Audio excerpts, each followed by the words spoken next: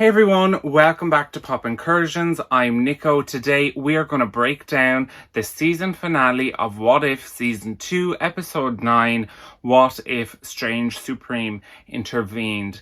And we are going to be looking at all the Easter eggs, references and little things you missed, so stay tuned. Oh darling, I'm no ordinary woman. I'm the goddess of death. This is chaos magic. And yet I was the bad guy. We are not going for one last fight. Thor will save our world.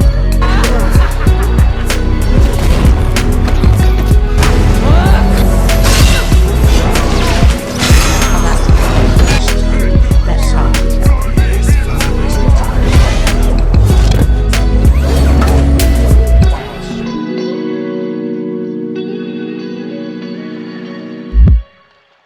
This episode is almost like a sneak peek at an animated Secret Wars with all the different characters, the different areas that the characters are fighting in, kind of like Battle World. And even the intro for the first time ever is fully animated and replaced with things all from What If. So the episode begins with the very, very well-known Marvel intro where it features the Avengers, and then the 3D logo features different moments from the MCU. This has been used in the past to commemorate people who have passed, such as Stan Lee in Captain Marvel and Chadwick Boseman in Black Panther: Wakanda Forever. So let's get into it. The script text has also been replaced with text coming from What If, starting with Sakaran Iron Man saying "I am Iron Man," accompanied with Tony in his Sakaran Hulkbuster armor from episode 4, followed by Happy the Freak Hogan, the Hulk version of Happy from episode 3, and his line, "Oh, I got Hulk blood pumping through me." Star-Lord T'Challa from season 1 and episode 2, and his line to his father,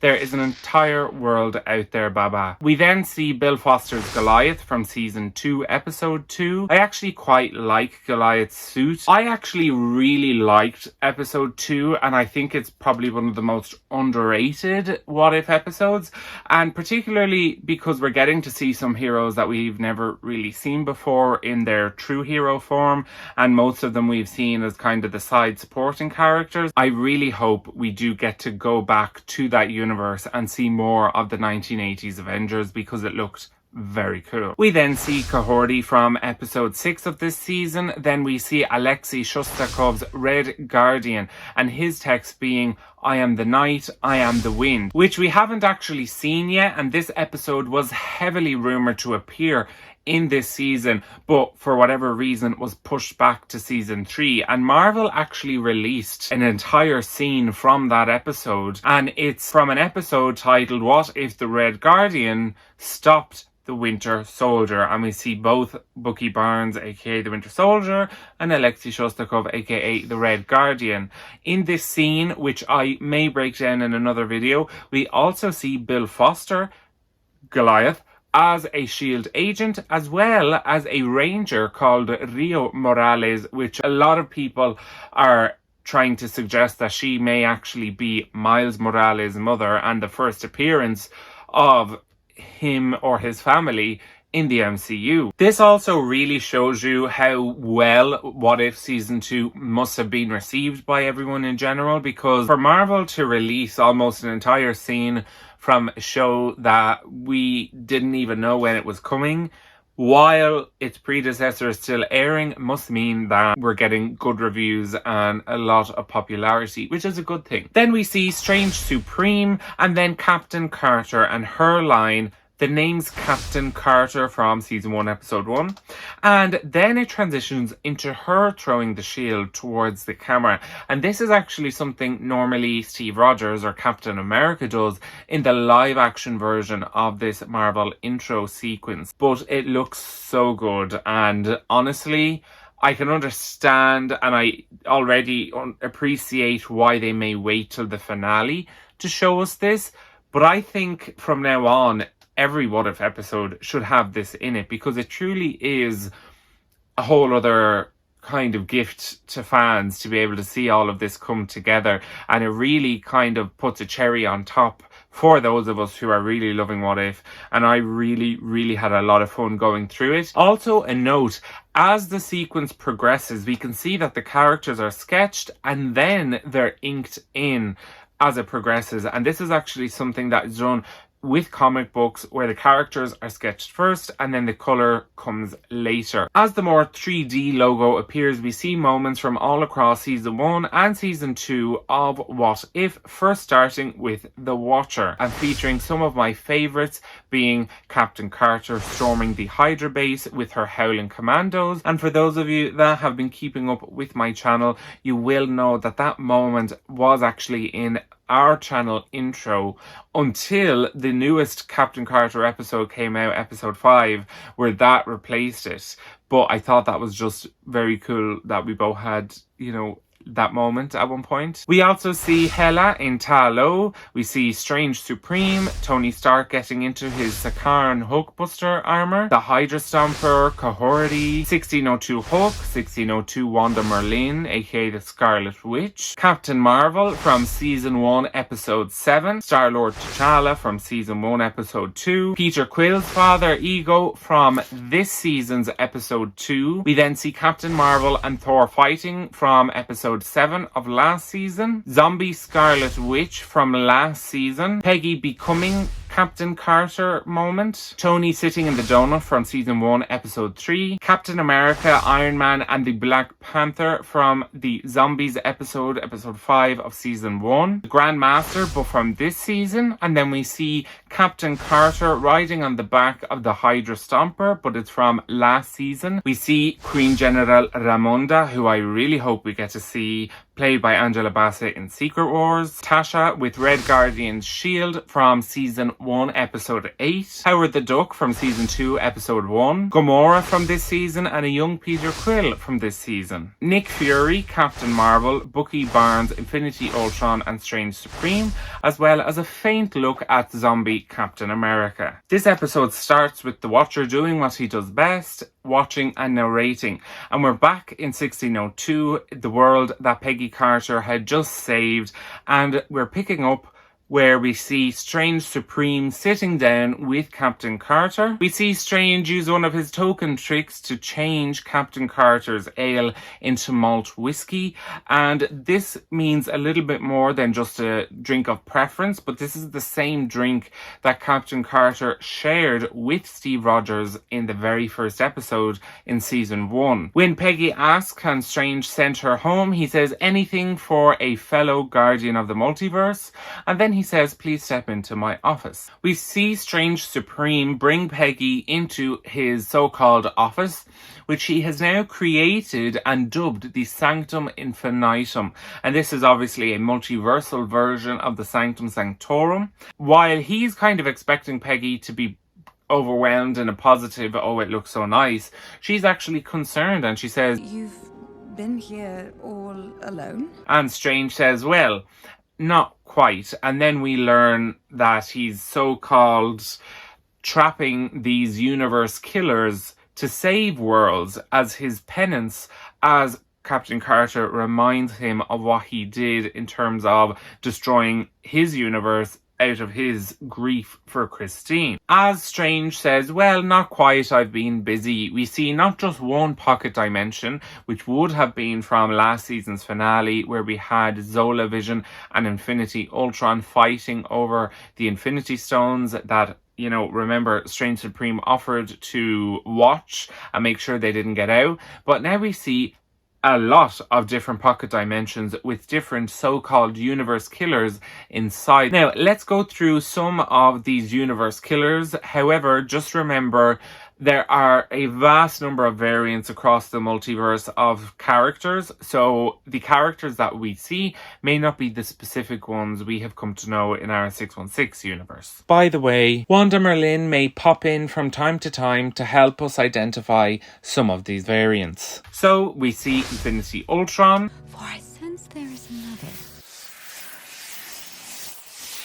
The gnome that Strange absorbed from season 1 episode 4. Thanos, the Collector, who looked very muscly during season 1 episode 2, a cowboy Loki that we see later on, Wenwu, For I sense there is another. a standard Hela, that meaning the black and green dress being the goddess of death, a cyberkinetic rocket that we see later on, a young Peter Quill, an armoured Hulk who may be Thulk from the comics, which is a gamma-powered Thor, Corvus Grave from the Black Order, and another plain Thor. I do struggle to see how a cowboy Loki with 2 pistols, a cyberkinetic rocket, or a young Peter Quill could be universe killers. Strange asks Captain Carter for her help regarding a threat, another universe-ending villain that has escaped their pocket dimension. And initially she refuses to help, and then she finally agrees. We then see this Sanctum's version of the Rotunda of Gateways, and this is basically a gateway to anywhere in the earth or certain set places. However, I assume this is actually multiversal now because this is the Sanctum Infinitum and he has a lot of power. The inscriptions in the paneling around these gateways and windows reminds me of the paneling and windows in the Wakandan Royal Palace. So I wonder, has Doctor Strange visited Wakanda? And I would definitely like to see that. Strange sends Captain Carter to the South Dakota Badlands, and just before Peggy steps through the gateway, she asks, "Why can't you just do this, Strange?" And he responds with, "Well, you, my friend, are an unknown. She'll see me coming a mile off." And this is referring to when Strange Supreme appeared in the Spanish royal court at the end of Kahhori's episode, and clearly she knows who he is now and what he's going to do, so she can try and evade him. However, I do think Peggy should have kind of contemplated this a little bit more before going ahead, because surely if Strange Supreme can catch these universe killers with Infinity Stones and celestial powers, it begs to reason he should be able to trap Kahhori. Like, no diss on Kahhori and her powers, but I'm sure he could trap nearly anyone if he can trap these Celestials and these Infinity-powered villains. Now, important note, Strange places a protection spell on Captain Carter, which we have seen before in the finale of last season, which is what allowed all of the Guardians of the Multiverse to withstand Ultron and the Infinity Stones, and the same applies here. A portion of fans are questioning how Peggy can withstand the use of an Infinity Stone and not die, where when Tony did it, he died. But I think it's important to point out, Killmonger too wielded the stones, and every single Guardian of the Multiverse held one at least once, and they were all fine. So I think it's important to remember Strange placed this protection spell upon her. She's also, powered by super soldier serum, and there are some other things later in the episode that will also help. In a very recent interview with Phase Zero, AC Bradley and Matt Chauncey, who are writers and executive producers of What If, as well as Brian Andrews, who is the director and executive producer of What If as well, they revealed that the protection spell cast by Strange, the vibranium armor, as well as Kahhori's powers, are what combine to allow Captain Carter to use the Infinity Stones and survive. In the South Dakota Badlands, instead of seeing Mount Rushmore, we see just the red skull engraved into the mountain. The Watcher tries to persuade Captain Carter not to interfere, and once he disappears, we see this blue shooting light zooming around the forest, and for a lot of us it would have reminded us of Pietro at the beginning of Age of Ultron. However, of course, this is not Pietro, this is Kahhori. After fighting briefly, Kahhori catches Captain Carter's shield, just like Bucky, aka the Winter Soldier, caught Steve Rogers' shield in Captain America the Winter Soldier. Kahhori begins trying to explain to Peggy what Strange Supreme is really doing, and this is the first time we're hearing Kahhori speak English, adding a third language to her resume. My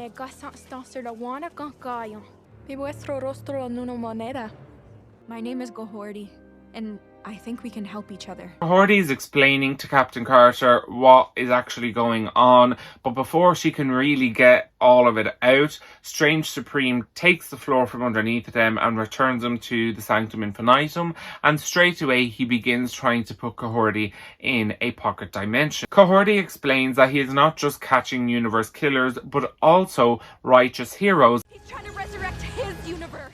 To feed them all to the Forge and bring back Christine. Strange Supreme admits that yes, this is what he's doing, but out of everyone, he would think Peggy would understand the most, considering the similarities between Strange and Christine's relationship, and obviously Peggy and Steve's relationship. And this really shows you how fractured his mind is if he genuinely thinks Peggy would understand why he's doing this and just let him be and continue what he's doing.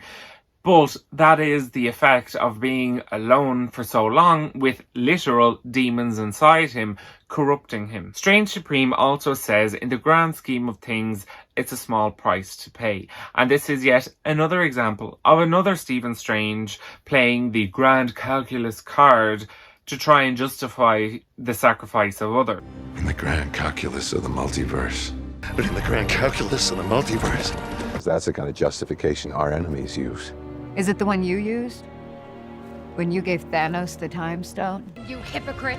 Peggy looks at the trapped heroes, and this gives her an idea to let them free to distract Strange while they come up with a plan to stop him. We see the Cowboy Loki, which I really hope is a hero. Happy to free Kogan, Howard the Duck. For I sense there is another. An adult Star-Lord with what looks to be either the extension of Ego's expansion or the tentacles from the Hydra champion. We also see the Great Protector, which is the dragon from Ta Lo, which we have seen in Shang-Chi and the Legend of the Ten Rings, as well as Season 2, Episode 7. Some of the freed variants we can see are a Chitauri Soldier, Vision, the What-If version of the Collector, Captain Marvel, an Asgardian Kingsman, Proxima Midnight, Thor. As Kahhori and Captain Carter flee that area, they come to another where we see more freed variants, including some that we've seen before, like the blonde Wenwu and the Ten Rings, the gnome Thulk or the Thor Hulk in a much clearer shot, a cyberkinetic rocket. In this shot there are mostly Ten Ring soldiers, Chitauri soldiers, Dark Elves from Thor the Dark World, and Skrulls. And it's a kind of like four armies battling with a few random variants sprinkled on top, including the Cowboy Loki. As they go to another area of the Sanctum Infinitum, they come up against a zombie Scarlet Witch or Wanda, and apparently in the upcoming Marvel Zombies project, Wanda will be referred to as the Dead Queen. Now, unfortunately, we don't have an expected release date on it, but that is some new information that only came out in the last week or so. Now, when Kahhori sees the zombie Scarlet Witch, she says, Oh no, not her. oh no, not her, which obviously implies that she actually knows who Wanda or the Scarlet Witch is. So I'd love to know, when did she meet her before? Kahhori then goes up against zombie Scarlet Witch, and they're actually a good kind of match for one another because they're on the same power level, being powered by an Infinity Stone. Just as Kahhori and Captain Carter become overwhelmed fighting the zombies, we see them stop and be overcome by this green energy. We then hear the voice that I will never get tired of, Cate Blanchett's voice, as we see Hela on Fenris. Zombies! Sounds like my kind of party. And she says, Now kneel. Kahhori replies, the last woman to say that to me regretted it. Obviously referring to La Reina Isabella, Queen Isabella, from episode 6. And Hela responds perfectly. Oh, darling, I'm no ordinary woman. I'm the goddess of death. As she fires her necroswords towards them, Kahhori catches them just in time and reverses their direction. And this part is so funny because Hela's entitlement just comes out. Excuse me? As if she's so insulted they could have taken her eye out with one of those things, as if she didn't throw them at them to try and kill them. But Hela's entitlement is something I will never grow tired of. Suddenly we see an orangey yellow light and we hear a familiar yet deep laugh. It's Surtur, and he proclaims his only claim to fame, which is, "I am Asgard's doom." And of course, when Hela and Surtur see one another, they couldn't give a monkey's about who else is in the room, because they are the archest of enemies, and they both turn around and say, "You." And when Surtur repeats himself by saying, "I am Asgard's doom," Hela says, Yes, we know.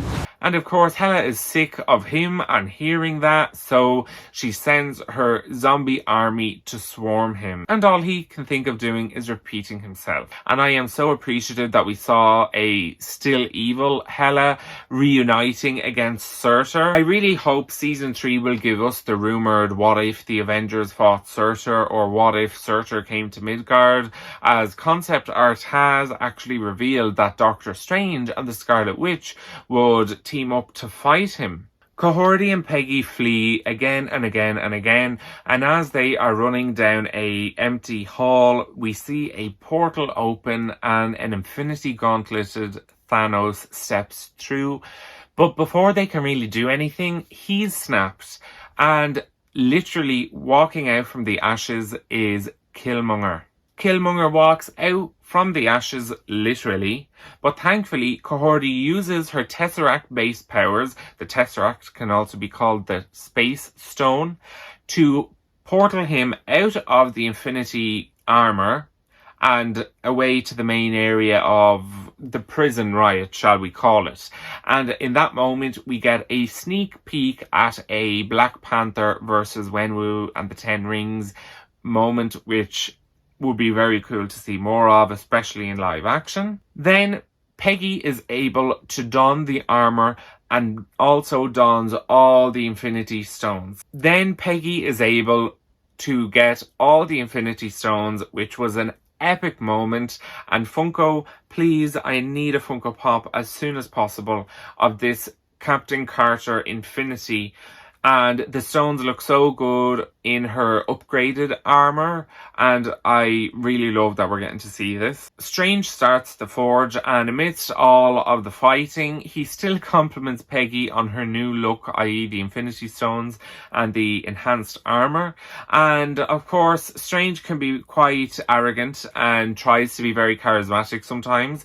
Now maybe I'm falling for it, but in this moment, it seems like he still views her as a friend, or a good acquaintance at least. And you have to remember as well, after all, he doesn't really have anyone close to him anymore. I mean, besides Peggy and the other Guardians of the Multiverse, the closest thing he would have had was with Obeng, and before that Christine.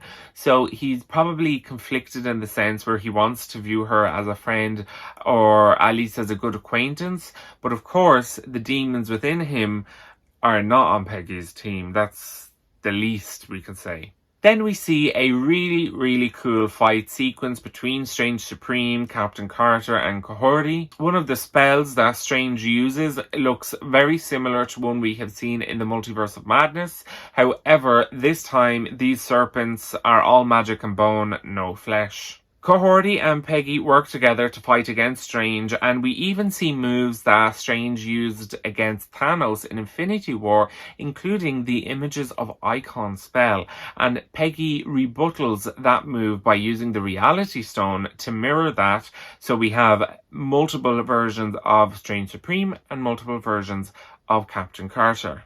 Just like in Infinity War, Strange turns it into butterflies, and then he projects an illusion to Peggy and brings her back to her what if moment, which is when she decided to stay in the room instead of sitting in the booth. Peggy initially believes it, but Strange plays it a little too loose by saying "I love you," which Steve wouldn't have said so early or in this moment. And it's the same moment that a butterfly flies by, and this breaks the illusion, allowing us and Peggy to see Strange Supreme in the place of Steve Rogers.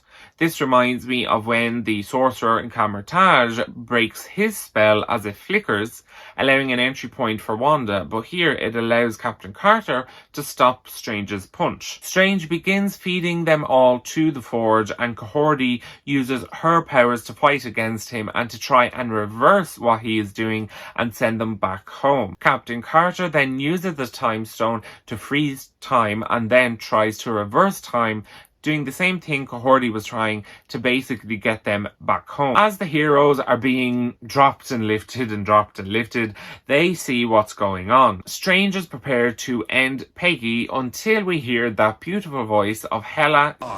Finished. Not entirely. And then she takes off her crown and throws it towards Peggy and then says, "Give him hell." But this is spelled Hel, the Asgardian counterpart for hell. Other heroes and villains are then inspired to do the same, and we see a Thor throwing over Mjolnir. We see the blonde Wenwu throwing over the 10 rings. We see Thulk throwing the sword. And this leaves Captain Carter wearing Hela's crown with the Infinity Stones and with the sword from Thulk. And then we see Kahhori wearing the 10 rings and wielding Mjolnir with her Tesseract powers. This is an epic moment, and this is exactly in theme with What If is all about. And it's just, it works so well because this is what If is supposed to be, and you're allowed to go all out and it still won't affect things. Now, Kahhori is able to open portals, and we already knew that from her episode, but she is successful at sending some of the villains and heroes home. But this would then imply that her powers are not just restricted to one single universe, but similar to Strange Supreme, Wanda Merlin and America Chavez, that she too can actually transport people throughout the multiverse, which is very strong. Now, I don't think this is 100% confirmed or clear, because all we know is that they were sent home, but I don't know if home is their universe or just back to the prison riot, and we don't really know what has come of that either by the end of the episode. But if she truly did send them home, my only question is, does that mean she has released Zola Vision or Infinity Killmonger back into the normal world? Because that could be a big problem. With their new weapons, Kahhori and Captain Carter are much more leveled and on the same playing field as Strange Supreme. And as they fight him, the spell that he normally keeps to hide all the demons and creatures inside him begin to break, and this is when Kahhori and Captain Carter can see them, and this is when Captain Carter realizes that it's not actually Strange per se that's driving all of this, but it's his grief and the demons within him feeding on that. Captain Carter and Kahhori try to get through to Strange, but he even says that his grief is too strong. Captain Carter fights the demons as they fall down towards the forge, and we can see the different demons trying to fight, and they're actually speaking to Captain Carter and Kahhori, while Strange is almost saying the opposite, showing how powerful they are. Just as they're about to collide with the very center of the forge, Captain Carter jumps to the side to hold on. Strange's creatures continue to fall, and we actually see Strange kind of fight against them, even though they're sharing the same body, to make sure they go towards the forge. And this is actually Strange Supreme sacrificing himself to save the multiverse and to get rid of these oh so powerful and corrupting demons. As he collides with the forge, a bright light flashes and Kahhori calls out for Peggy. As if she was dreaming, Captain Carter opens her eyes and she has been transported to the nexus of all realities, where the Watcher does all his watching. Peggy says, "I take it this means I'm not dead," and Uatu the Watcher says, "No. And neither is Kahhori. I sent her back to her home universe." We are then transported to Central Park, New York City, and we see Christine Palmer, now resurrected, alongside Strange's old universe, but at the cost of his life. Peggy realizes that the Watcher didn't interfere because he knew that as long as she was there, things would work out fine. The Watcher then finally asks if she's ready to go home, and Peggy says, I am. But perhaps we could take the scenic route home. This is when the Watcher shows Peggy the Yggdrasil, also known as the World Tree, which is where Loki is holding the multiverse in place, allowing his friends and everyone else to have free will and a life of their own choosing. This is very exciting to actually see projects connect, and I think that in itself says a lot of where the MCU is now. I love it, but it is feeling very disconnected and we need it to feel more connected, and it makes it very exciting because it suggests that not only could we see Loki in the future of What If?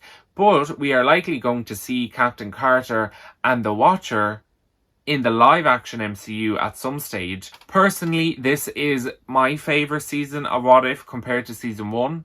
And a lot of the episodes I absolutely love. Episode 2, What If Peter Quill attacked Earth's mightiest heroes. Episode 5, What If Captain Carter fought the Hydra Stomper? Episode 6, What If Kahhori reshaped the world? Episode 7, What If Hela found the Ten Rings? And Episode 8, What If the Avengers assembled in 1602? And I think this season was on a completely different level, and it really, really spoiled us. For me personally, my favourite episode is 1602, hence why that was the first breakdown that I did. But I do like the majority of this season, and I really hope that we get to see some things in the future, such as the 1980s Avengers, such as Goliath, as I mentioned earlier in the video. I'd love to see more of Hela, especially the 1602 universe, where there was Queen Hela, Prince Thor, and Prince Loki, and they weren't all killing each other and causing the end of the world. And I'd really, really, really love to see more of Captain Carter, possibly in a Civil War-like episode, because it does seem, you know, season 1, episode 1 was Peggy Carter as the first Avenger. Then Season 2, Episode 5 was Peggy Carter's version of the Winter Soldier. So I think it would end her story perfectly with a civil war, and then Secret Wars can be her version of Infinity War and Endgame. And I think that would just be icing on the cake. The only major disappointment I had with this season is that while Marvel had Cate Blanchett at their disposal, they couldn't give Queen Hela even one line in the 1602 episode. So, you know, I feel like there is a few missed opportunities here and there. Same actually in episode 5 with Captain Carter fighting the Winter Soldier. We see Loki versus Black Widow and Captain Carter, and he says nothing. Just like in this finale, we saw Thanos and Killmonger. And the four of those, Loki, Hela, Thanos, Killmonger, they're all characters that love to talk and would love to take a moment to throw out some cheeky comment, and they didn't. And, you know, I don't know how it works, but it does seem like maybe they just can't afford to pay the actors to do an extra line or two in another episode as a little cameo, because it does kind of make me sit there and go, why aren't they saying anything? And then it makes me think, God, it can't be that, you know, much extra effort to add in an extra line or two. So that's my only major critique, is that if you're going to have cameos and the actors are already in other episodes, surely you can get them to voice one or two lines. It just makes sense, especially for characters like Loki, Hela, Thanos, where they love to talk, they love to sound of their own voice. So that's the only major critique I had. Please, if you're going to give us Hela, at least let her say something, especially as Queen Hela. If there's one thing I could...